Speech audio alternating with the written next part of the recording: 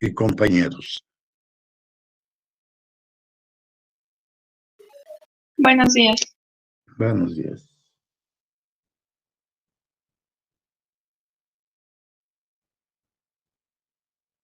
Bueno, vamos a empezar nuestra clase, como siempre, preguntando qué vimos el día anterior, la clase anterior.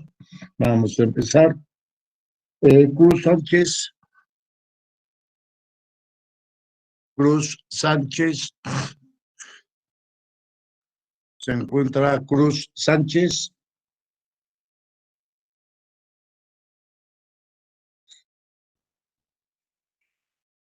González Martínez.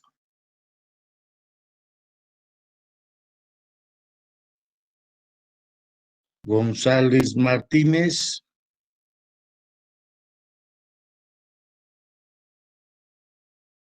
No está.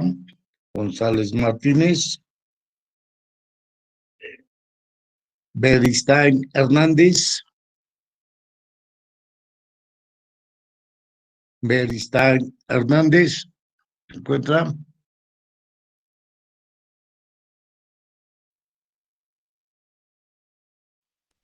No está Beristain.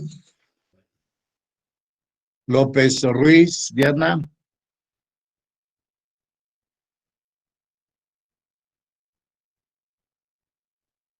López Ruiz, Diana. Sí, profe, yo no entré a la clase de ayer, no sé qué fue lo que vieron. Tengo las diapositivas, pero creo que tengo todas revueltas. Ok, no hay problema. Gracias. Ok. López Agregro. Hola, profesor, buenos días. Buenos días. ¿Qué vimos la última vez? Pues vimos las medidas cautelares, vimos la imposición de medidas cautelares, la aplicación de la prisión preventiva, vimos la prisión preventiva, en qué caso se ordenará, los delitos que ameritan prisión preventiva oficiosa, el peligro de sustracción del imputado, vimos el peligro de obstaculación del desarrollo de la investigación, vimos el tipo de garantía, y hasta ahí quedamos, profesor, hasta los tipos de garantía. Ok. ¿Alguna duda, alguna pregunta de tu parte? No, profesor, ninguna. No. Todo Ok. quedó muy claro, gracias. Ok. Martínez Morales. Martínez Morales. Sí. ¿Qué más vimos? Pues ya explicando bien, bueno, ya la última parte en la que nos quedamos ayer, pues ya fueron los tipos de garantía. Nos explicaba que era el depósito en efectivo, la fianza de alguna institución autorizada, por hipoteca. Ay, me sacó esta porquería. Sí, te escucho. Y la fianza por hipoteca, la prenda, el fideicomiso, y ya como último nos dijo que era cualquier otro criterio que el juez tomara, y nos explicó que pues hasta ahorita no ha habido necesidad de llegar hasta esta instancia, que pues, con las primeras 5 ha bastado para que se haga efectivo el tipo de garantía. Sí. Ok. ¿Algo más? Y pues también nos explicaba el peligro de sustracción del imputado, y nos decía que era que el juez de control tomará en cuenta que el arraigo haya sido en el lugar de los hechos, el máximo de la pena que tenga arraigo en el lugar. Que el máximo de la pena que podría llegar a imponerse, el comportamiento del imputado después de los hechos cometidos durante el procedimiento, la inobservancia de medidas cautelares previamente impuestas, y el desacato de acciones para actos procesales, y que conforme a decreto lo hubieran realizado las autoridades investigadoras o jurisdiccionales. Y también nos explicaba el peligro de obstaculización que es cuando el imputado pues hace cosas que obstaculizan precisamente la investigación, que destruya, modifique o presente falsos testigos, que amenace a testigos o que amenace a servidores públicos. Y bueno, eso es lo que tengo. Bien. Ok. A ver, Morales Pérez. Morales Pérez. Buenos días, profesor. Buenos días. Lo que ¿Qué vimos en más la clase vimos? ayer. Sí. Ok. Vimos el artículo 167, las causas Sí. de procedencia de la prisión preventiva. Sí. Y habla que el Ministerio Público solo podrá solicitar al juez de control la prisión preventiva. Ujú. Vimos Sí. los casos en donde se consideran delitos que ameritan prisión preventiva oficiosa, y son los siguientes: el homicidio doloso, el genocidio, la violación, la traición a la patria, el espionaje, el terrorismo, el sabotaje y los previstos en el artículo 142, párrafo segundo y 145. También vimos vimos un pequeño repaso sobre las medidas cautelares, algunas excepciones, que en el caso que el imputado sea persona mayor de 70 años de edad, pues tiene una excepción. De igual manera las mujeres embarazadas. Ujú. Y el peligro de obstaculación del desarrollo de la investigación, también vimos que es el artículo 169 del Código de Procedimientos Penales, perdón. Ujú. Y habla que para decidir acerca del peligro de obstaculización del desarrollo de la investigación, el juez de control tomará en cuenta las circunstancias del hecho imputado y los elementos aportados por el Ministerio Público. Ujú. Y también vimos sobre el artículo 172 sobre la presentación de las garantías, y de igual manera los tipos de garantías, que está escrito en el 173, y esta nos habla sobre que hay 6 tipos de garantías, que el primero es el depósito en efectivo, la fianza en la institución autorizada, la hipoteca, la prenda, el fideicomiso o cualquier otra que acredite el juez de control. Ujú. Y creo que eso fue todo. Ok. ¿Dudas, preguntas, inquietudes? No, profesor. ¿No hay dudas? ¿Inquietudes? ¿Algún comentario que quieran hacer?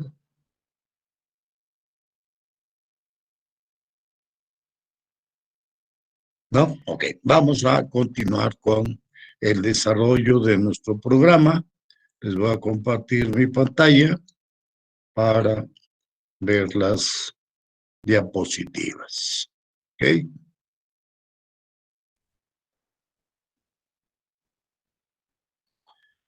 Entonces ya vimos los tipos de garantías que existen y vamos a ver ahora cuando se incurre en incumplimiento de las medidas cautelares. Desde luego, las medidas cautelares que pueden incumplirse son todas, con excepción de la prisión preventiva y también la garantía económica. Esas no, una vez cumplidas, una vez dadas, pues ya no se pueden incumplir. O sea, si ya se otorgó la garantía, eso no la puede retirar, sino cuando se cancela. ¿Sí? Es decir, cuando ya se termine el asunto y punto. ¿Sí? Pero todas las demás sí pueden incumplirse, ¿no? Como la de no ir a firmar, como la de no permanecer en el arraigo domiciliario, prisión domiciliaria, la de salir del país o del territorio restringido, etcétera, etcétera. Entonces, para esto, cuando se impone una garantía, una medida cautelar de cualquier otro tipo, se da conocimiento al supervisor de las medidas cautelares. Cuando vimos los sujetos procesales, ahí se habla, entre otros, aparte del Ministerio Público, del juez, de los peritos, etcétera, de los supervisores de las medidas cautelares y de las soluciones alternas, como lo vamos a ver más adelante.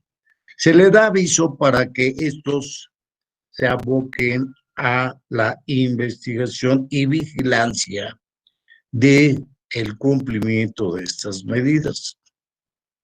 Si este supervisor detectare que el indiciado, el inculpado, no ha cumplido con la medida cautelar impuesta, entonces deberá dar aviso al Ministerio Público y este solicitará al juez de control una audiencia a la que debe citarse previamente al imputado para analizar ese incumplimiento, porque debe de respetarse, ¿sí?, el derecho de defensa, es decir, debe ser oído y vencido antes de revocarle la medida cautelar, ¿sí? Se siguen las mismas reglas de todo procedimiento que se le debe dar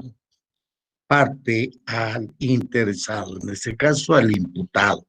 ¿Por qué? Porque está en juego su libertad, ya que si ha incumplido la medida cautelar, se le revocará la medida impuesta y se le puede imponer otra más grave, pudiendo llegar a ser también, dependiendo de la naturaleza de la medida cautelar que se le haya impuesto, ¿verdad?, puede llegar a imponérsele en su lugar la prisión preventiva, ¿sí?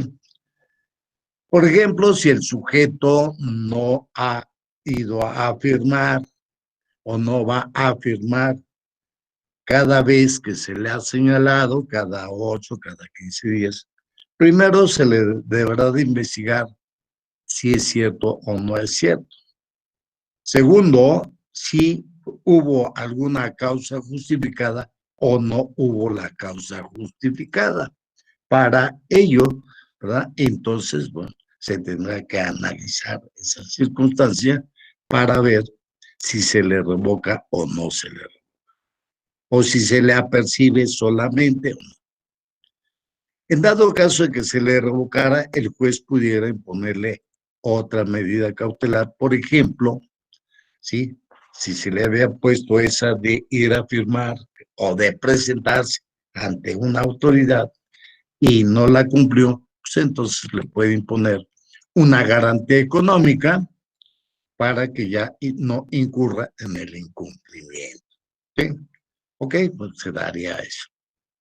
Entonces, dependiendo de la gravedad o de la medida impuesta, por ejemplo, si a el sujeto se le impuso como medida cautelar que no abandonase el país o el estado en el que está radicado el asunto y viola esta medida cautelar, esto es, sale del país o sale del estado, pudiera en un caso dado, dependiendo de cuál haya sido la causa por la que tuvo que salir del país o del estado, es que pueda o no revocarse, ¿sí? Como decir, si hay una causa justificada. Vamos a suponer que se le prohibió salir del país y resulta que fuera del país, Estados Unidos, que es lo más próximo, tiene un familiar y este familiar se puso muy grave o se murió y tuvo que ir a hacer los trámites necesarios para atenderlo médicamente, o sea, visitarlo en ese sentido, o bien para sepultarlo, etcétera. Bueno, habrá una causa justificada. Si se fue de vacaciones, bueno, él pudo haber pedido permiso al juez, no lo hizo, puede revocársele su medida cautelar impuesta. Si se le puso un localizador y lo dañó, lo interfirió de alguna manera, ¿verdad? También pues podrá revocársele esa medida cautelar y ponerle en esos casos, ¿verdad? Hasta la prisión preventiva. Entonces, puede darse el incumplimiento de la medida cautelar impuesta por el sujeto. Vamos también a poner como ejemplo a no que fue sacado del domicilio familiar, ¿sí? ¿Sí? Y que no se acercara a ese domicilio. Pero resulta que se enfermó, ¿sí? De cierta gravedad uno de sus hijos. Bueno, pues tiene que ir a verlo, ¿no? Bien, ¿sí? Entonces, bueno, pues ahí será una causa justificada por la cual se incumplió esa medida cautelar, ¿no? Entonces, bueno, por eso debe de hacerse una audiencia para que el juez valore las causas del incumplimiento, si están o no justificadas, y si en un momento dado representa alguno de los riesgos antes señalados para imponerle otra medida cautelar más grave. ¿Ok? ¿Dudas, preguntas, inquietudes? Todo claro, profe. Ok, bueno. Otro tema que es que vamos a hacer referencia, que es la cancelación de la garantía. La garantía económica, que como ya se ha dicho, ya se... Cuando se cancela la garantía, que ya dijimos que se le regresa el dinero, si es depósito, o se cancela la fianza, o se cancela la hipoteca, o la prenda, o se extingue el fideicomiso. Entonces, esta se cancelará, uno, cuando el juez decreta su cancelación, ¿sí? Su cancelación, y la puede decretar por diversas razones. Uno, ¿sí? Porque ya no sea necesaria esa medida y pueda poner otra medida cautelar menos gravosa, ¿ok? Lo podrá hacer. Cuando el asunto se concluye a través del sobreseimiento o bien de la sentencia absolutoria. En ese caso se le devuelve su garantía, se cancela la garantía. Y tercero, cuando el imputado se somete a la ejecución. Esto es, cuando siendo condenado, él cumple con la pena impuesta, ¿sí? Y paga la reparación del daño, entonces se cancelará la garantía.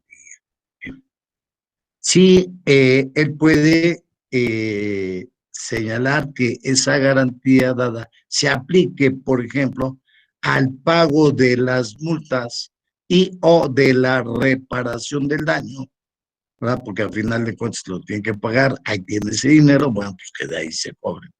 Y ya, que también es.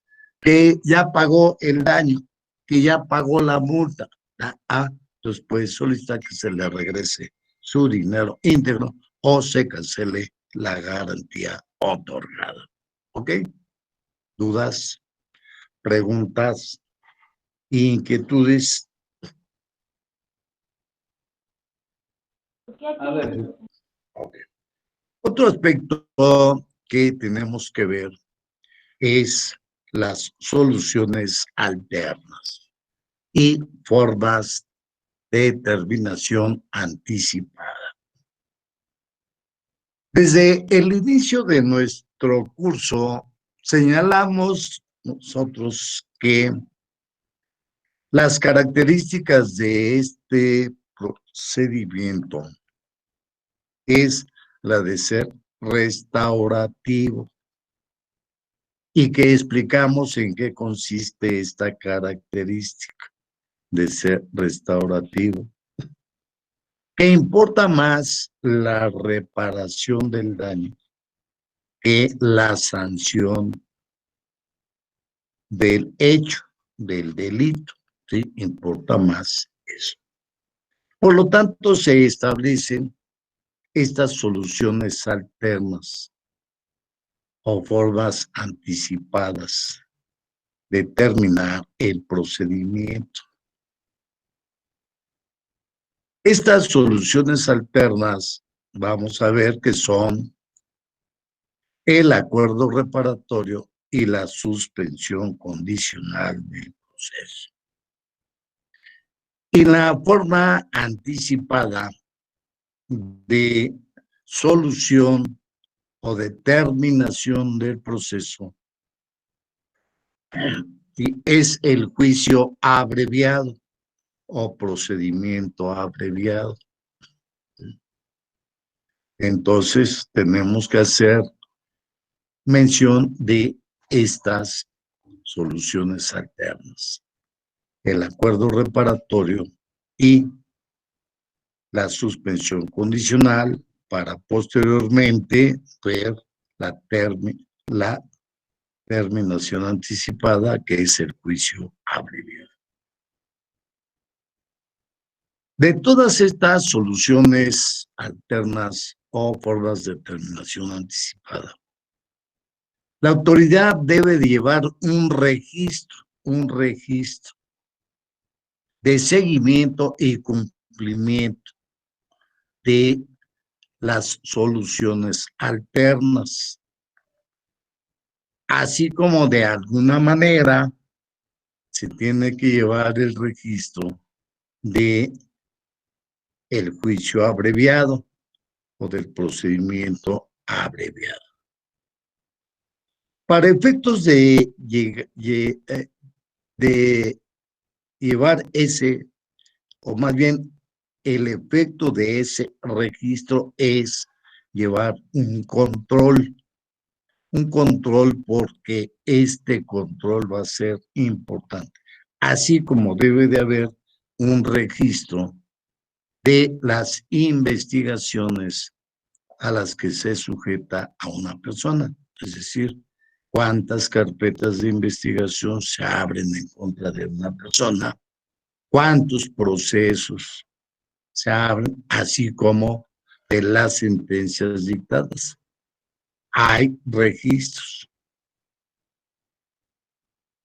Y esos registros son importantes precisamente para la regulación de estas soluciones alternas o del juicio abreviado, para evitar el abuso de ellas. ¿Cuál es el espíritu de estas soluciones alternas? Primero, efectivamente, como su nombre lo indica, solucionar un problema. Fundamentalmente, el problema de la víctima u ofendido, que es precisamente la reparación del daño. ¿Sí? Eso es. Y ya accesoriamente tiene como finalidad resolver el problema del imputado, de que no se vea permítanme un momentito. Sí, bueno, buenos días. Bien, bien. Oye, ¿me puedes hablar en 3/4 de hora porque estoy en clase? Por favor. Sí. Okay. Perdón. Decía que debe llevarse este procedimiento y este registro para evitar el abuso de ellos. y que debe de consultarse siempre este registro antes de llevar a cabo o de propiciar estas soluciones alternas. Como dijimos, es para solucionar el problema de la víctima ofendido como de el implicado. Pero este es un beneficio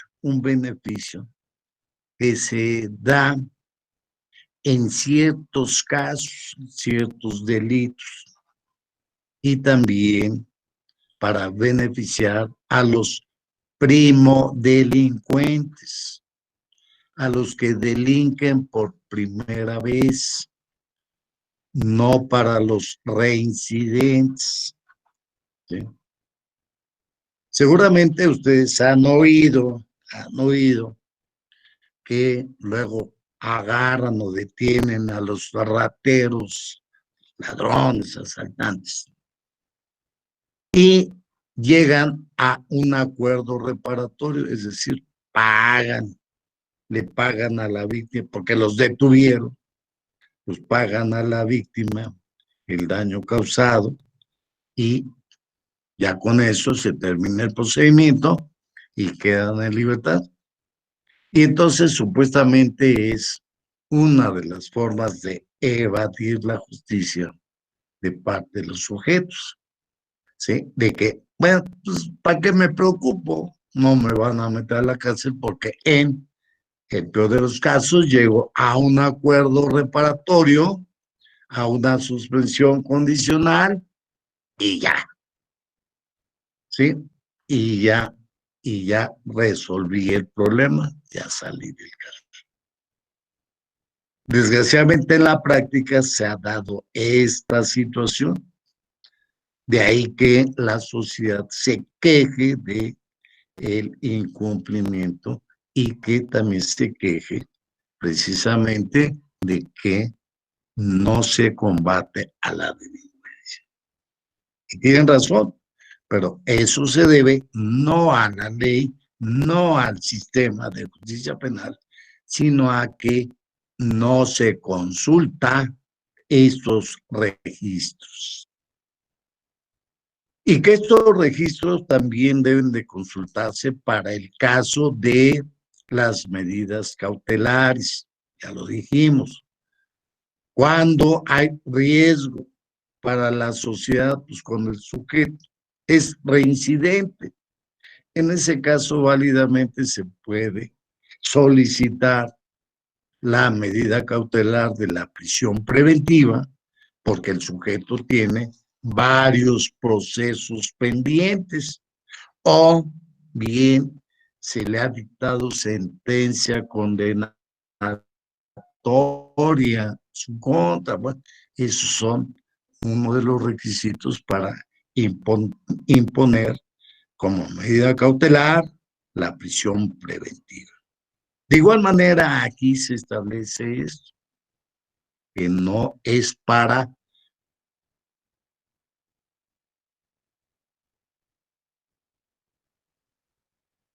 sí, es un beneficio, pero para los primodelincuentes. ¿Ok? Entonces, por eso, estas soluciones alternas. ¿Ok? ¿Dudas, preguntas, inquietudes?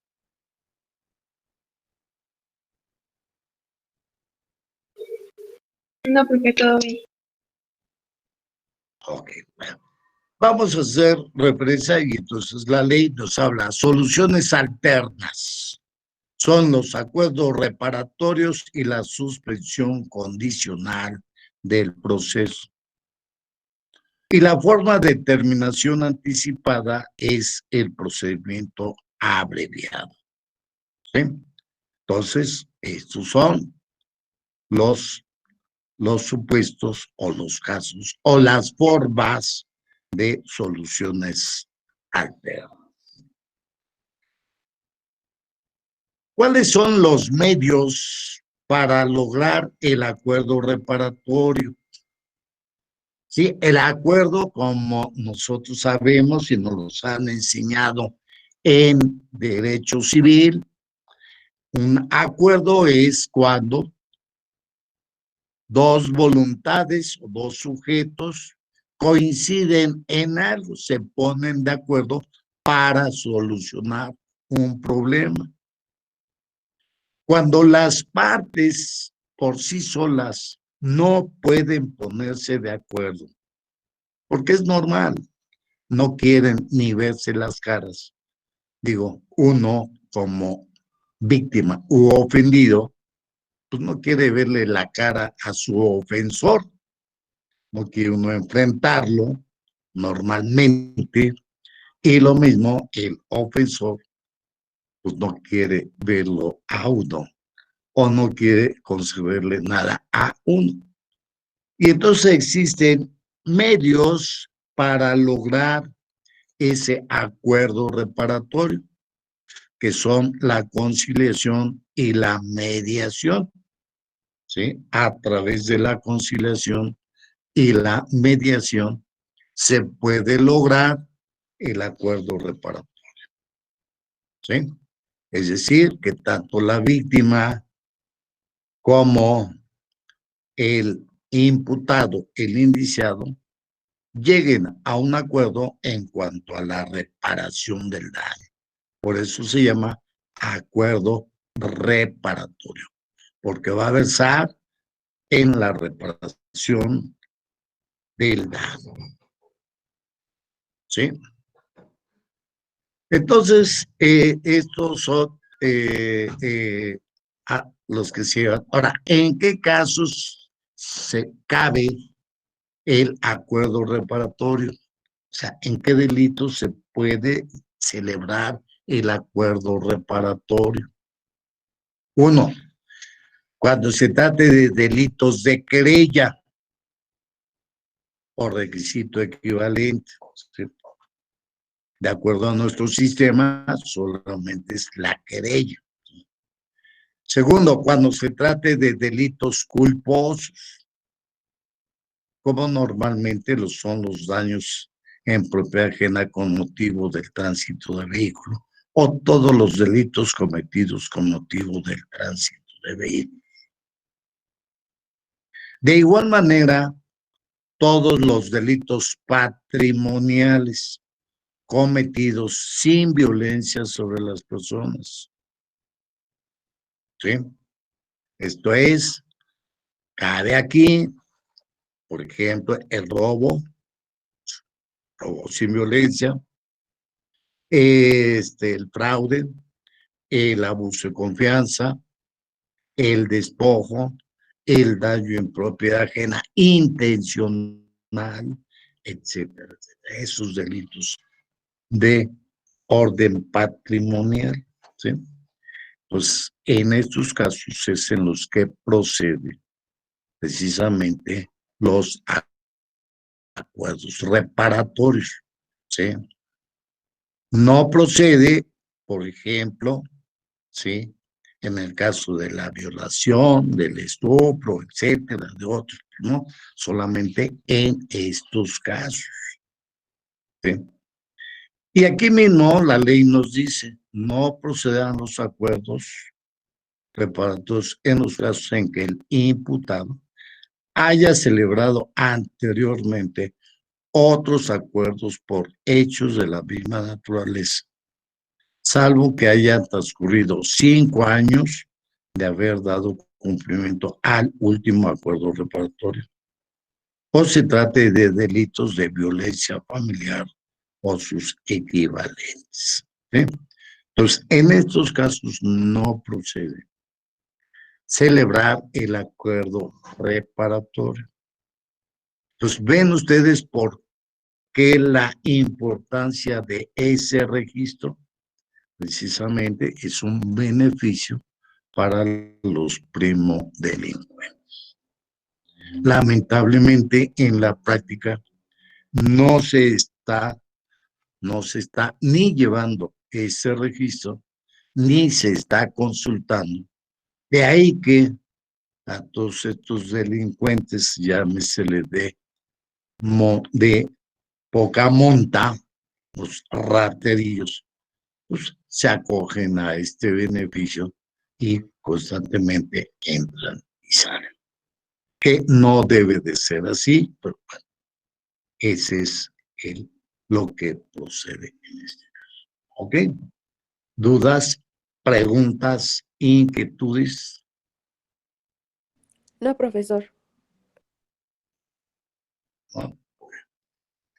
Ahora bien, ya sabemos qué es el acuerdo reparatorio, en qué casos procede el acuerdo reparatorio, y entonces aquí tenemos que ver si en qué momento o en qué momentos se puede llegar a estos acuerdos reparatorios, o bien genéricamente a estas soluciones alternas. ¿Sí? Esto procede desde el inicio de la investigación, ¿sí?, hasta antes de decretarse el auto de apertura a juicio. Vamos a ver más adelante que este auto de apertura a juicio, ¿verdad?, se dicta al concluir la etapa de preparación a juicio. Y también es lo que da inicio al juicio, ¿sí? Por eso, hasta desde que se comete el delito hasta antes de el juicio, ¿sí? Antes de que inicie la audiencia de juicio. Entonces, si las partes están en un proceso de conciliación o de mediación para tratar de llegar a este acuerdo reparatorio, pueden solicitarle, en su caso, dependiendo de la etapa procesal, si ya se vinculó al sujeto, ¿sí?, y ya estuvo a disposición del juez de control, se puede acudir ante el juez de control para que suspenda el procedimiento hasta los 30 días para tratar de concretar o de llevar a cabo ese acuerdo reparatorio.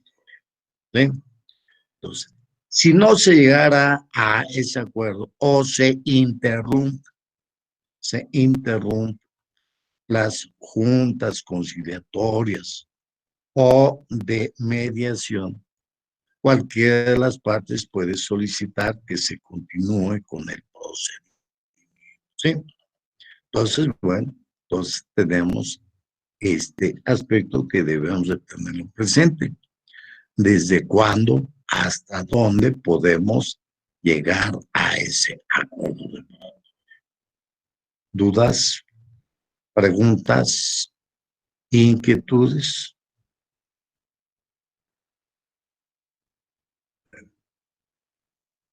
Este acuerdo reparatorio, una vez que las partes se pusieron de acuerdo o llegaron a acuerdo o aceptaron la conciliación o aceptaron la mediación, entonces ese acuerdo reparatorio debe ser aprobado, ya sea por el Ministerio Público o por el juez de control, como decía, dependiendo del momento procedimental. Si estamos en la etapa de la investigación inicial, en este caso, el Ministerio Público será el que tendrá que aprobar el acuerdo reparatorio siempre y cuando ese acuerdo reparatorio sea de cumplimiento inmediato. ¿Qué se entiende por cumplimiento inmediato? Lo que en las operaciones mercantiles conocemos de contado, de cash, ¿sí? Que se paga en el momento de llegarse al acuerdo, ¿sí? Pues en ese caso, sí podrá aprobarlo el Ministerio Público. Si al sujeto ya se le vinculó a proceso, entonces el acuerdo reparatorio lo tendrá que aprobar el juez de control, ¿sí? El juez de control tendrá que aprobar eso. Para que tanto el Ministerio Público como el juez puedan aprobar el acuerdo reparatorio, deben tomar en cuenta ciertos aspectos. Uno, que el acuerdo no sea leonino. Si saben lo que es leonino, un contrato leonino. Contrato leonino es el que tiene todas o tiene más ventajas desproporcionadas para una de las partes. ¿Sí? Por ejemplo, en un choque, ¿sí?, se causaron daños por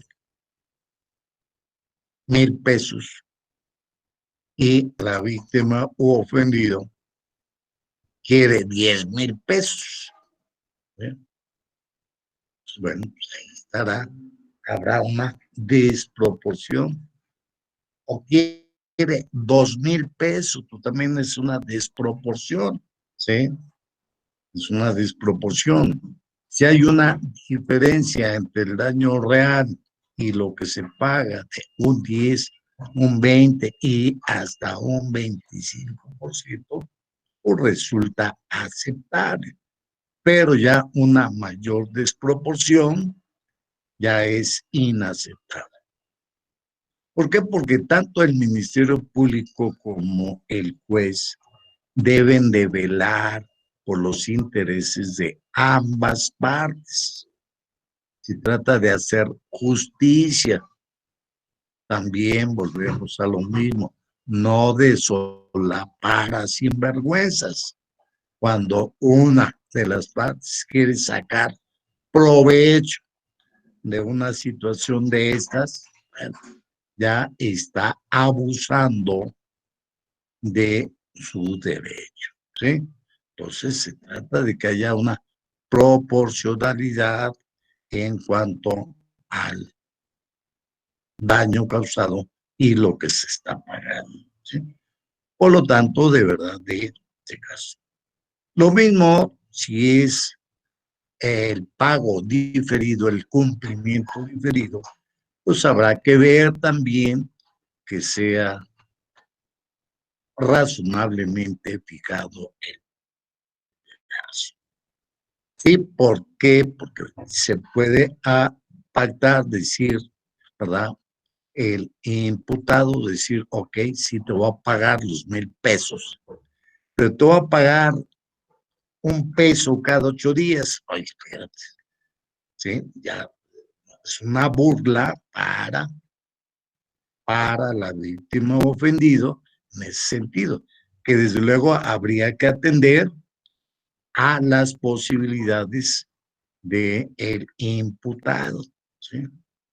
Digamos, si tiene que pagar 1,000 pesos, el señor es un obrero, gana salario mínimo o arribita del mínimo, pues desde luego que no va o difícilmente podrá conseguir los 1,000 pesos, pues habrá que darle un plazo razonable. Entonces también esto es lo que tiene que checar tanto el Ministerio Público como el juez en un momento, ¿sí? Tiene que analizar que haya esa cierta proporcionalidad también en el cumplimiento de las obligaciones. Esos son los aspectos. Por eso el juez o el Ministerio Público. En su caso, deberán de aprobar. No es decir, ya llegaron a un acuerdo, no me interesa cuál es, ustedes están de acuerdo y adelante. Se tiene por aprobado el acuerdo. No, tiene que verificar esos aspectos porque se trata de que haya justicia y no solapar así. ¿Ok? ¿Dudas? ¿Preguntas? No, profe, gracias. No, profe. Ok, bueno. Entonces, todo por hoy y nos vemos el próximo lunes, que es la próxima clase. Nos vemos. ¿Verdad? Que tengan un excelente fin de semana. Que pasen sus apuntes para que si tienen dudas, preguntas, podamos analizarlas en clase y aclararlas. ¿Okay? Cuídense, por favor. No anden de fiesteros porque está muy fuerte la pandemia. ¿Okay? Cuídense y que tengan un excelente fin de semana y por el día de hoy, buen día. ¿Okay? Gracias, Gracias, igualmente. igualmente. Buen día. Bueno, sí.